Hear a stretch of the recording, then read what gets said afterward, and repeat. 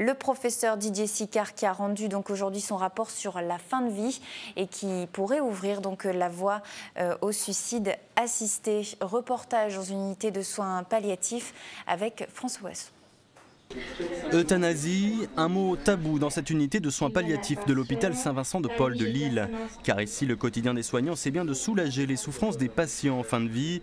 Pour eux, la loi Leonetti, votée en 2005, suffit à éviter tout acharnement thérapeutique.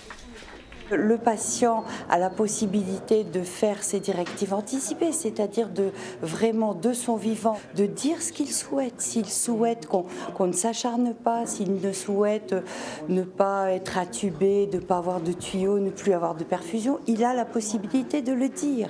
Le souci, c'est que cette loi est encore peu connue, alors le rapport Sicard préconise de mieux informer le grand public et de créer un fichier national pour centraliser les dernières volontés de tout à chacun en cas de maladie incurable.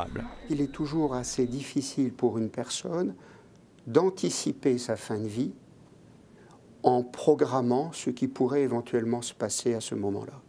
Autre piste invoquée par le rapport Sicard, le suicide assisté. Dans certains cas de maladie incurable, c'est le patient mourant qui ingère lui-même un poison létal. L'équipe soignante encadre la procédure mais n'intervient pas. Même si sous cette forme-là, on a l'impression que c'est le patient qui décide, moi je suis là pour prendre soin d'eux. Je ne suis pas là pour décider d'un moment où la vie s'arrête.